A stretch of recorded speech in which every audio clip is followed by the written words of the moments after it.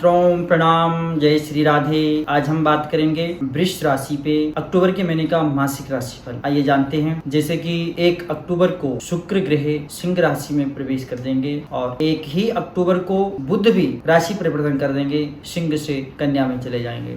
3 अक्टूबर को मंगल जो है तुला में चले जाएंगे और 18 अक्टूबर को सूर्य जो है तुला राशि में परिवर्तित कर जाएंगे। इस प्रकार से यह 4 ग्रह राशि परिवर्तन कर रहे हैं और 5वां जो छाया ग्रह है राहु और केतु, यह 30 अक्टूबर को राशि परिवर्तन करेंगे। आइए जानते हैं कि वृष राशि में क्या प्रभाव पड़ने वाला है और इस मंथ आपको कौन सा उपाय करना चाहिए जिससे आपका जो आगे का रास्ता है, आपके कार्य क्षेत्र में, प्रत्येक क्षेत्र में सिद्धि प्राप्ति के लिए कौन सा ऐसा मंत्र, यंत्र या कौन सा जाप, ताप या उपाय करना चाहिए जिससे आपको पूर्ण रूप से लाभ मिले।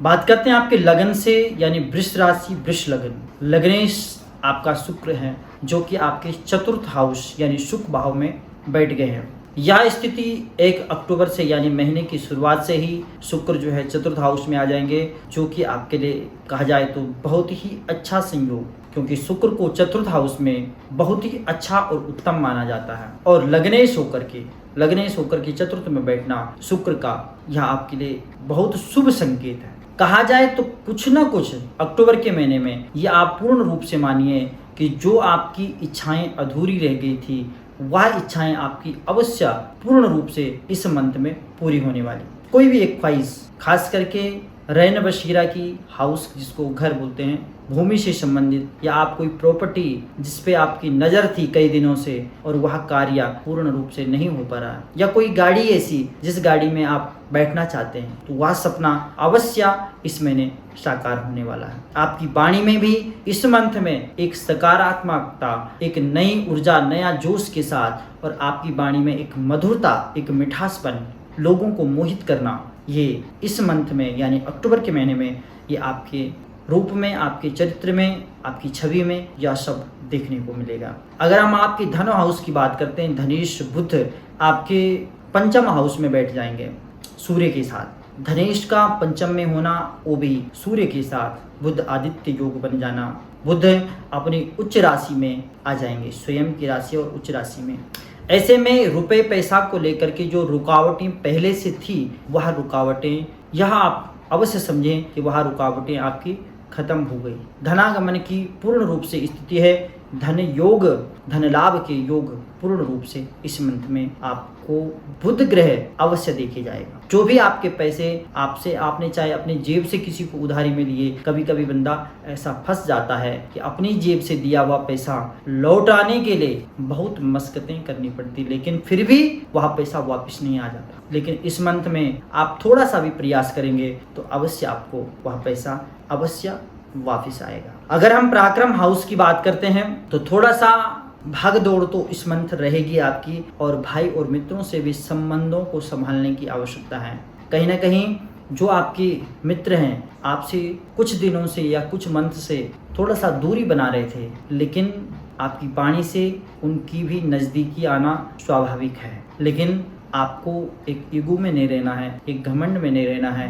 अगर आपके सामने कोई आपसे 1 कदम आगे बढ़ रहा है तो आप अवश्य 2 कदम आगे बढ़िए, जिससे आगे जाकर के आपको भी इसमें लाभ मिलेगा। आपकी ख्याति, आपकी प्रशंसा समाज में अवश्य होगी, जिससे आपका पराक्रम बढ़ेगा, पुरुषार्थ बढ़ेगा। अगर हम चतुर्थ हाउस की बात करते हैं तो चतुर्थ में यानी सुख भाव में एक तो शनि की दृष्टि रहेगी और राहु और केतु भी यहाँ पे देखेंगे। पंचम दृष्टि से राहु और केतु भी आपके चतुर्थ हाउस को देखेंगे। शनि जो है 7वीं दृष्टि से आपके चतुर्थ हाउस को देख रहे हैं और चतुर्थ हाउस में स्वयं शुक्र महाराज विराजमान है। ऐसी स्थिति में थोड़ा सा आपको माता के स्वास्थ्य को लेकर के थोड़ा सा ध्यान देने की आवश्यकता है, खास करके 18 अक्टूबर के बाद। बाकी अगर आप वाहन संबंधी यानी ट्रांसपोर्ट संबंधी अगर कोई आप कार्य करते हैं तो उससे आपको इस मंथ में बहुत अच्छा खासा फायदा होने वाला है। अगर हम पंचम हाउस की बात करते हैं, पंचमेश का पंचम में होना सूर्य के साथ एक बहुत अच्छा संयोग है।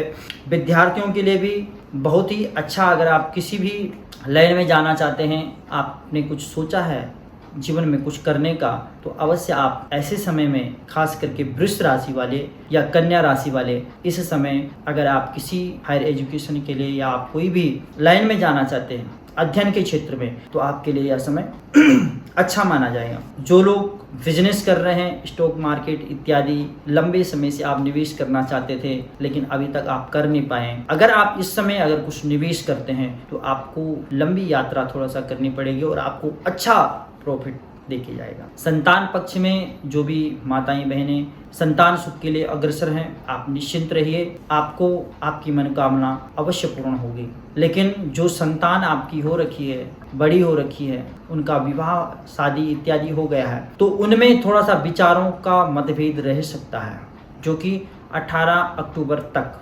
इसमें आपको कुत्तों को रोटी कुछ देना है। ये उपाय के तौर पे कुत्तों के लिए आप अवश्य हर रोज एक रोटी बनाइए और उनको अवश्य खिलाएं। तो संतान पक्ष में जो विचारों में मतभेद या संतान पे जो भी कष्ट आता है उसको दूर करने के लिए आप यह उपाय अवश्य करें। अगर आपको काला कुत्ता मिलता है तो अवश्य आप उसको रोटी अवश्य दें। अगर हम षष्ठम हाउस की बात करते हैं, षष्ठे शुक्र आपके चतुर्थ हाउस में बैठ गए हैं और यहाँ पे राहु और गुरु की दृष्टि रहेगी और षष्ठम में सूर्य केतु और मंगल की संयोग बना हुआ है।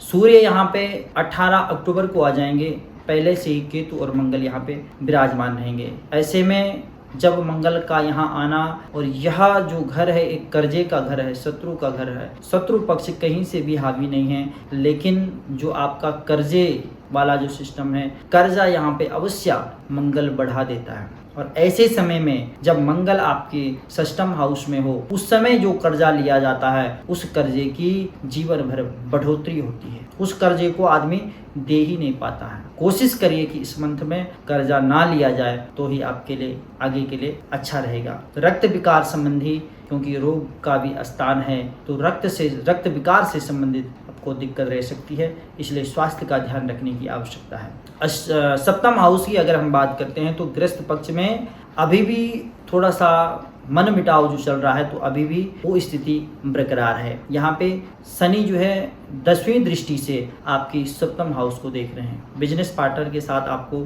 बड़े फैसले लेने से थोड़ा सा बचना चाहिए, खास करके 18 अक्टूबर से 31 अक्टूबर तक। अगर हम आपकी अष्टम हाउस की बात करते हैं तो अष्टमेश बृहस्पति है जो कि द्वादश हाउस में बैठे हैं। यहाँ पे राहु और बृहस्पति आपके अष्टम हाउस को देख रहे हैं। विदेश संबंधी कार्यों में अवश्य तेजी है, और जो राहु और केतु के द्वारा आपके अंदर एक डर पैदा था, उस डर में भी धीरे धीरे जो है घटोतरी होगी।